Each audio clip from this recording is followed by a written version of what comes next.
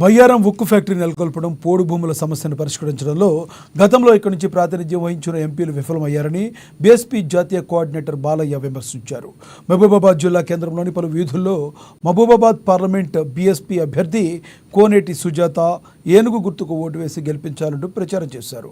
బహుజన రాజ్యాధికారమే BSP లక్ష్యమని, అవకాశాలు రాని అట్టడుగు సామాజిక వర్గాలకు చెందిన వారికి చట్టసభల్లో అవకాశం కల్పించడమే బీఎస్పీ ప్రధాన ధ్యేయమన్నారు.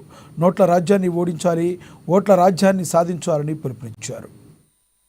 ప్రధాన సమస్య అయినటువంటి బయ్యారం సంబంధించినటువంటి ఉక్కు గనుల మీద ఎప్పుడైనా ఎంత స్పందించారు, ఏమేమి సాధించారు అనేటువంటి దాని మీద కానీ, గిరిజనులకు పోడు భూముల విషయంలో కానీ, ఈ ప్రాంతంలో జరిగేటువంటి ఎస్సీ ఎస్టీల మీద జరిగేటువంటి దాడుల పట్ల కానీ, లేకపోతే ఈ ప్రాంతంలో ఉండే ప్రజలకు ఉపాధి మీద కానీ ఎటువంటి శ్రద్ధ చూపినటువంటి వ్యక్తులే తిరిగి వాటిలకు జవాబుగా ఇవాళ బహుజన సమాజ్ పార్టీ గత 3.5 దశాబ్దాలుగా ఈ ఉమ్మడి ఆంధ్రప్రదేశ్లో కానివ్వండి, ఇవాళ తెలంగాణలో కానివ్వండి, ఒక్క బహుజన సమాజ్ పార్టీ మాత్రమే చట్టసభలకు ఓని కులాలను వ్యక్తులను మాత్రమే పంపేటువంటి బాధ్యత ఇవాళ మా గౌరవ సభ్యురాలు ఎవరైతుండ్రో ట్రైబల్ కమ్యూనిటీలో ఉండేటువంటి ఎరుకల సమాజానికి సంబంధించినటువంటి నాయకురాలు.